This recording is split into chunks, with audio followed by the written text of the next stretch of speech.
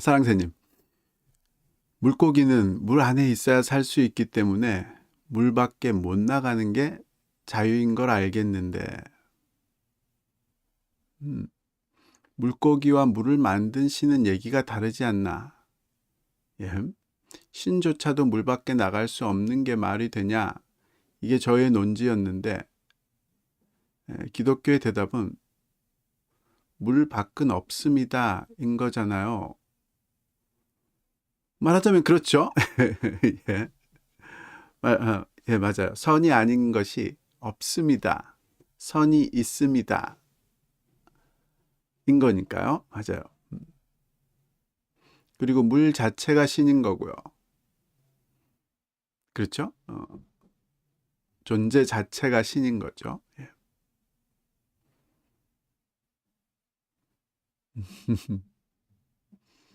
네, 그렇게 정리를 해보셔도 아주 좋다고 보여져요. 하나님이 존재 그 자체이시다. 그래서 선은 존재 그 자체에서 나온다.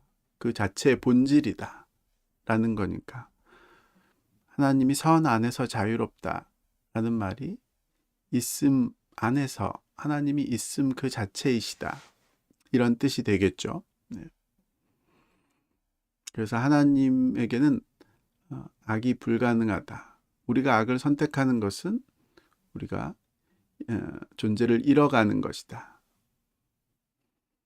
네, 맞아요. 그게 어거스틴이 가르쳐 줬던 이야기인 거죠.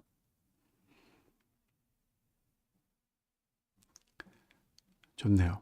예?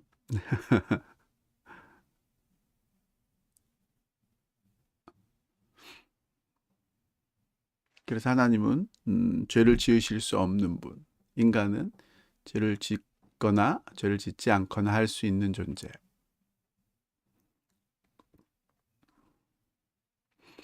사랑새님, 짜장을 먹을지 짬뽕을 먹을지 선택할 수 있는 자유와 짜장만 먹을 수 있는 필연성 중에 우리에겐 선택이 자유지만 사실 짜장 짬뽕이 아니라 있는 것과 없는 것이고 없는 걸 못 고르는 건 당연한 거였어요.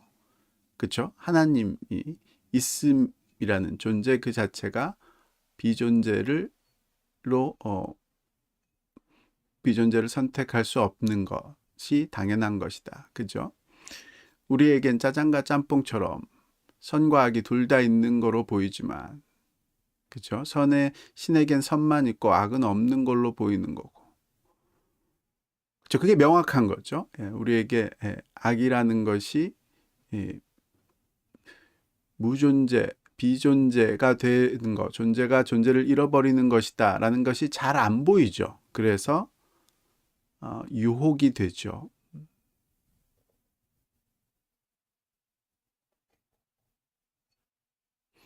우리도 결국 죽음 이후에는 악을 없는 걸로 인식할 거라는 거죠. 음, 그쵸. 구원받은 자들에게는요, 하나님을 향해서 하나님의 본성에 참여하게 되는 자들. 하나님과 같이 더 이상 악을 선택하지 않을 수 있는 자들이 된다는 말이 그런 뜻인 거죠. 그렇지만 구원받지 못한 자들은 그것이 없겠죠. 그래서 자신이 비존재로 사라져감을 영원히 못 느끼고 있는, 그게 영원한 지옥의 형벌이다라고 할 수 있겠죠. 사랑하는 선생님, 깔끔합니다. 예. 기독교에서 악이 비존재라는 게 왜 핵심 사유인지, 꼭 그래야만 하는지 드디어 알았어요. 어거스틴 정말 대단하네요. 예, 맞아요. 말하자면 어거스틴이 악과 선 두 근본의 대결이다라고 생각했던 짜장면과 짬뽕의 선택, 짜장면과 짬뽕 사이의 근본적인 대결이다 라고 생각했던 만이교에 빠져 있을 때, 말하자면 이 부분이 도저히 기독교에서 이해가 안 돼서 만이교에 빠진 거죠. 짜장면과 짬뽕 그 둘의 싸움이고 인간은 그 둘 중에 하나를 선택해야 된다. 그런데 이제 플라톤주의의 도움을 받아서 지금 말씀하신 대로 선악 이원론이 아니라 선이 존재이고 악은 존재가 그 존재를 잃어가는 것이다. 그것을 발견해낸 거죠. 그래서 기독교가 맞는 말이구나 라는 것을, 기독교 신앙을, 기독교의 계시를 이해하는데 플라톤의 도움을 받은 거죠. 사랑스님, 맞아요. 사실 직관적으로만 보면 우리에겐 마치 악이 실제하는 것처럼 보이니까요. 예? 그게 이제 악의 유혹인 거죠. 근데 악이 실제한다라는 말 자체가 틀렸다고 보지는 않아요. 그때 이제 실제라는 말이 또 달라지겠죠.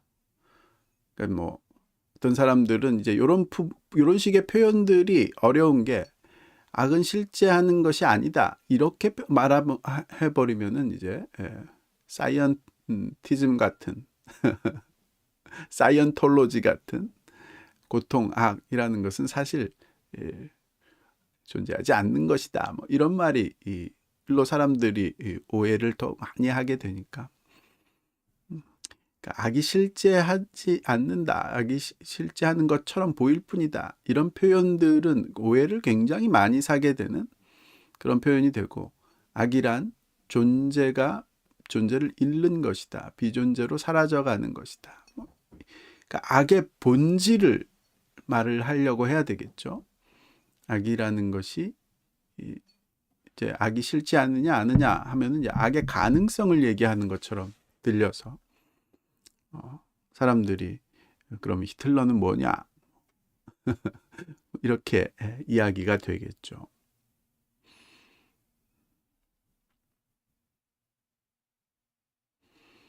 그러니까 우리가 계속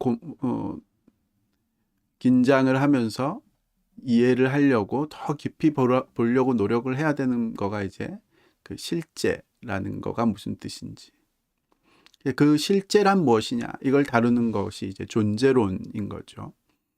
메타피직스라고 하기도 하고요.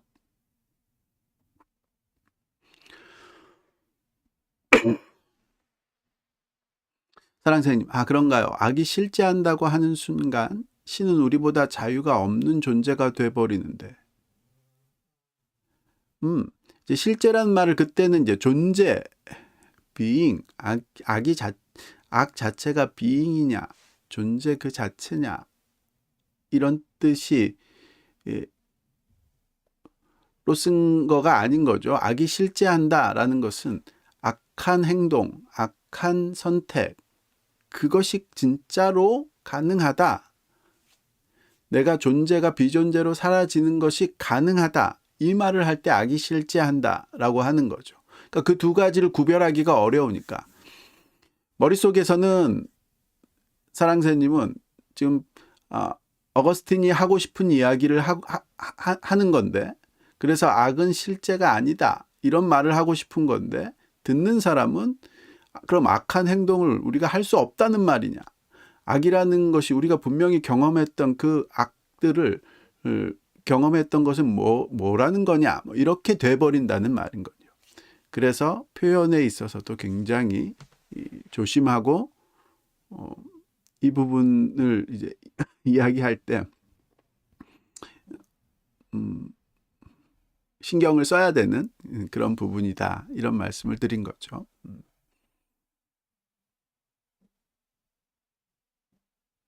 악이 비존재라는 사유가 저를 확 이해하게 해줬어요. 그렇죠. 그게 이제 어거스틴이 하고 싶은 말이고, 존재와 실제라는 말 자체가 갖고 있는 이제 뉘앙스가 다르잖아요. 영어로 표현을 할 때는 이제 코노테이션, 이렇게 디노테이션, 코노테이션 이렇게 이야기하는데, 겉으로 드러난 뜻과 속에 품고 있는 뜻, 이런 것들이 이제 다른 면이 있어서 그게 이제 조심스러운 거죠. 사랑스님, 그러네요. 형이상학적 용어와 실제 삶에서의 용어가 좀 혼동이 있을 수 있겠네요. 예, 하여튼 저는 사랑스님이 하신 말씀 확 정리가 되고 깨달아졌다, 이해가 됐다라는 그 부분이 정확하다고 봐요. 적어도 어거스틴이 하고 싶었던 말을 잘 이해하신 면이 있다. 이 부분이 많은 사람들이 잘 이해하지 못하는 그런 요소가 있다고 봐요. 사랑스님, 그러네요. 어찌 보면 형이상학적 부분이 더 실제니까요. 그렇죠. 형이상학이라는 것이 진짜 실제가 뭐냐, 리얼리티가 뭐냐, what is reality, what is being, 이런 거를 다루는 것이 이제 메타피직스, 형이상학인 거죠. 근데 이제 저는 형이상학이란 말을 별로 좋아하지는 않아요. 그건 이제 동양적인 동양 철학적 관점에서 형이하학, 형이상학을 나누는 정확하게 어떤 의미인지도 저도 잘은 모르겠고요. 오히려 존재론이라는 말이 훨씬 더 나은 것 같고요. 아예 메타피직스라는 말이 더 나은 것 같은 생각이 들기는 해요. 가장 근원적인, 가장 근본적인 존재의 의미, 실제의 의미를 생각해 보는 그런 면인 거죠.